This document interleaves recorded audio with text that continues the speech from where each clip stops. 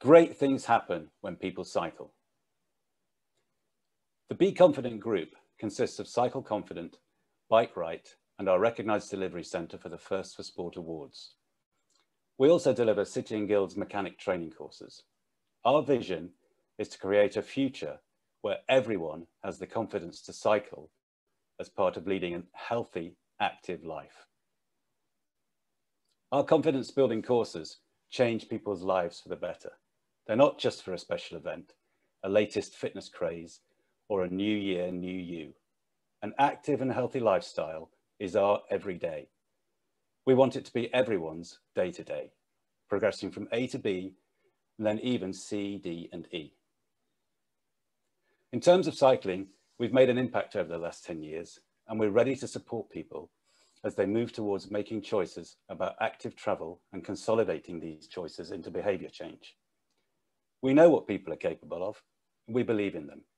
Our training programs help them to believe in themselves, to be proud, to be happy, to be confident. I'm Michael Corden, Head of Training at Cycle Confident and BikeRight. I'm also Head of Centre for the Be Confident Group Recognised Delivery Centre. The Centre delivers First for Sport Awards, which prepare and qualify instructors to deliver cycle training courses. I'm going to spend about 20 minutes thinking about how we can help people develop the confidence to keep cycling as we emerge from the pandemic. As we emerge from the pandemic, the determination to build back better is right up there on the political agenda. The Department for Transport's Gear Change document, published last year, presents a bold vision for cycling and walking. We support this vision and are ready to play our part in delivering it. Ongoing public health and activity levels are also very high up on the political agenda. Naturally, our commitment to helping people cycle more often is a good fit with an agenda of increased physical activity. Many new cyclists have taken to the roads and cycle paths since the first lockdown. So how can we capitalise on this and build cycling into everyone's routine? One answer is to nurture skillful and considerate cycling when sharing both the road and increasingly busy cycling infrastructure.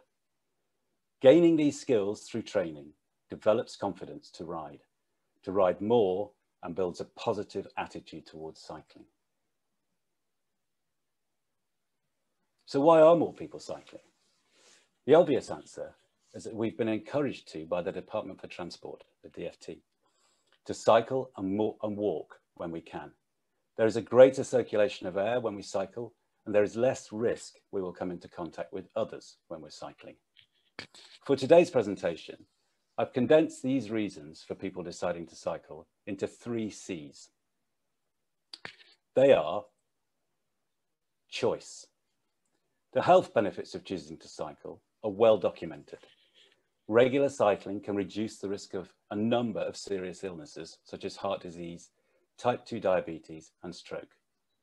It can also boost your mood, improving the symptoms of some mental health conditions, such as depression and anxiety.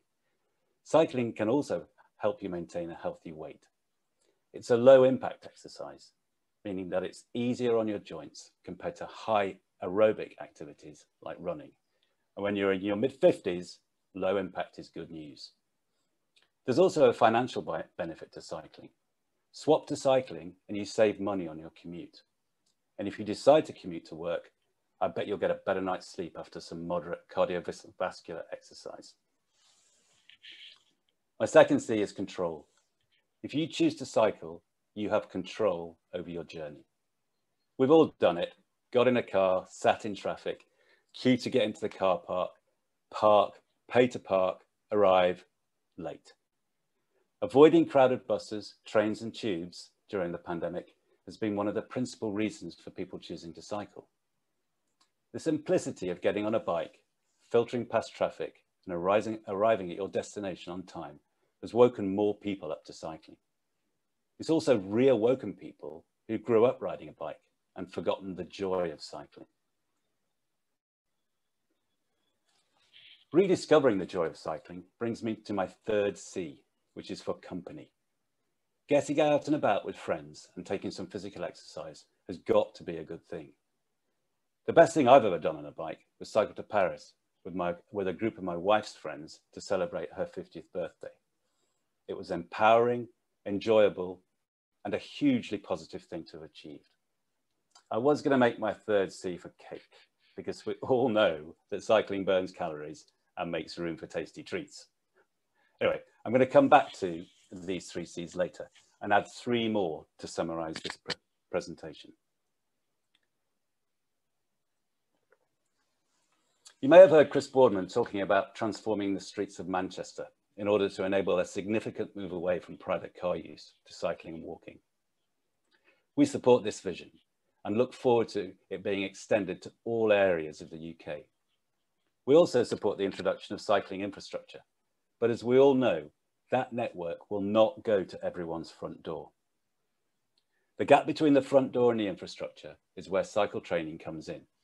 So as you can imagine, we will take every opportunity we can to remind Boris Johnson of his commitment to provide free cycle training to everyone who wants it. So thinking about the headline for this series of presentations, how can we make it safer for more cyclists to cycle more often? In the introduction to my presentation on the RSGB website, I stated that one answer to this is to nurture skillful and considerate cycling, both when sharing the road and the increasingly busy cycling infrastructure. Gaining these skills through training helps develop confidence to ride more and builds a positive attitude towards cycling. And to borrow a quote from Gear Change again, actually I'm not borrowing this, it's a direct quote, cycle training by an experienced instructor is a useful way to gain confidence and riding skills. So what do I mean by skillful and considerate cycling? And how do riders gain confidence? This is where the National Standard for Cycle Training comes in. The National Standard was introduced in June 2018 and is a statement of competent cycling and cycling instruction. It describes the skills and understanding needed to cycle safely and responsibly and to enable others to cycle. I believe that the definition of skillful and considerate cycling can be found within the National Standard and the training offered through Bikeability. The National Standard promotes the use of systematic routines in all cases. This involves independent decision-making when performing the core functions that underpin safe and responsible cycling. That was a quote from the National Standard, and it does sound like quite a lot of jargon. So I'm going to unpack that and share with you how we go about introducing and embedding these ideas when we're training people to become skillful and considerate cyclists. First of all, what are these core functions? Well, they're not that different to what you do if you're driving a car, van, or truck. Let me ask you a rhetorical question. If you see a cyclist having a good look behind as they approach a junction, what goes through your mind? I know what goes through mine. That cyclist is about to do something, maybe move or turn. Making good and frequent observations is the first of the 4 core functions riders need to bear in mind.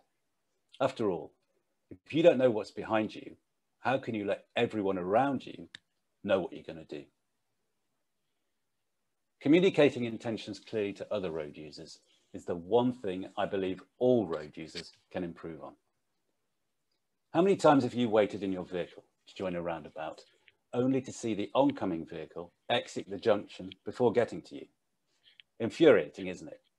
We all share the road, so bearing that in mind and being considerate to our fellow road users is a key message we convey during cycle training sessions. Letting people know what you're going to do, whether it's stop by the side of the road or make a turn at a junction, is a key thing to consider when sharing the road or cycling infrastructure. The third of the core functions is probably causes everyone the most challenge. That is choosing and maintaining the most suitable riding positions. This is about where to position yourself in the lane, where to position yourself in the lane you're in, and is often a cause for misunderstanding between cyclists and other road users. In essence, it's about being assertive and choosing a position within your lane that maximizes your visibility to other road users. It's also about creating and maintaining a safe riding space. If I'm riding along and approaching a roundabout, I will be aiming to get myself into what we call the primary position well in advance of the junction. Why do I do this and advise others to do the same? I want to create a space around me that I am in control of. If I allow other road users to come alongside me at the approach to a roundabout, I become vulnerable and less visible. If I am out in the lane and can be clearly seen, I can assert myself as a road user. The final core function we work hard to embed when we're instructing new riders is an understanding of priority. If they are regular road users, this is fairly straightforward. But for younger riders, it's a key learning point.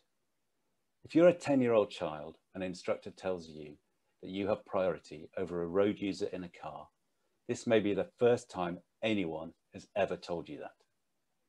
Up to that point, that young person will almost certainly have been told to wait for the car. Understanding priority is important to maintain the flow of traffic and keep everyone happy. Think back to that example earlier of waiting at the roundabout.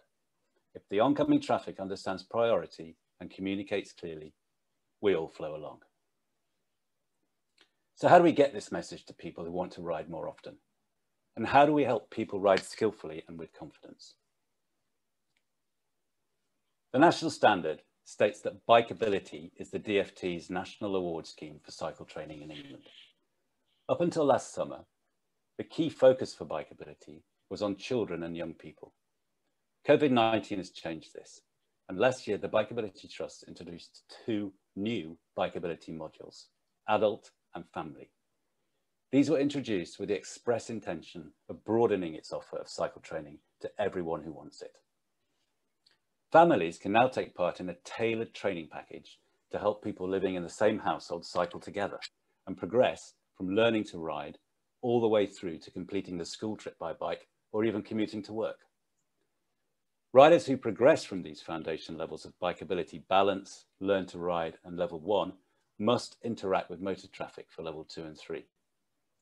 At Cycle Confidence and BikeRight, we deliver Bikeability cycle training which provides access and support to develop skills and build confidence.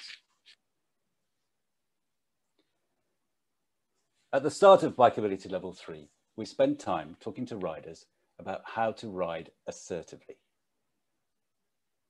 In essence, this is what we're working towards. I believe this set of criteria comes pretty close to defining skillful and considerate cycling. I've talked about these elements during the presentation. So just to recap, in order to ride assertively, we need to create and maintain a safe riding space. We need to scan our riding space ahead and behind. We need to position ourselves to maximize visibility to other road users. We need to manage our own physical and emotional state, ride at such a speed that we can always stop with control, and assess our own riding behavior and identify areas for improvement. I've spent a few minutes talking about most of these points, but the one I've highlighted is the one I'd like to focus on as I come to the end of my presentation. What does the national standard mean by managing my own physical and emotional state? It's a frame of mind we should all adopt when we take to the road.